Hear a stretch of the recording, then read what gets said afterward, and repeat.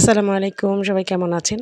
আজকে সকাল, সকাল ঘুম থেকে উঠেই আমরা মানে প্রস্তুতি নিচ্ছি হচ্ছে পাতলা খিচুড়ি খাওয়ার। আর সেটা অবশ্যই সবজি খিচুড়ি। যেহেতু শীতের সিজন, তো সবজি খিচুড়ি খেতে কিন্তু খুবই ভালো লাগে। আর এখানে ছিল নানা রকম ডাল দিয়ে চাল মেশানো।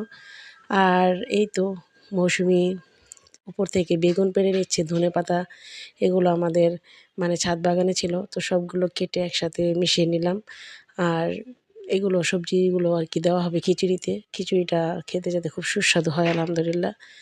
আর এখানে আদা রসুন বাটা মানে টাটকা দেওয়া হবে। তো সবকিছু একসাথে মিশিয়ে আমরা খিচুড়িটা বসাবো। আর খিচুড়ির কালারটা দেখেই বুঝতে পারতেছেন মাশাআল্লাহ খুবই সুন্দর হবে, চমৎকার হবে। আর এদিকে মোটামুটি খিচুড়িটা রান্না যখন কমপ্লিট হয়ে যাবে তখন আমরা সবাই প্লেটে, প্লেটে নিয়ে খাবো। আর বাড়ির সবাই একত্রে বসে খাওয়ার কিন্তু মজাই আলাদা। আর খিচুড়ি জিনিসটা এমন একটা জিনিস যা আপনি সবাই মিলে না খেলে একটুও মজা পাবেন না। আর খিচুড়ি আমার খুব পছন্দের একটা খাবার, হোক সেটা পাতলা বা ভুনা, আমার কাছে বেশ ভালো লাগে। তো চাহাতের বাবা সবাইকে বেড়ে, বেড়ে দিচ্ছে। এই তো ১ম এ আমি নিয়ে নিলাম কারণ আমার গরম, গরম খেতে খুবই ভালো লাগে। আর অনেকে হয়তোবা ঠান্ডা করে খান কিন্তু আমার কাছে গরম খিচুড়ি খুব পছন্দ।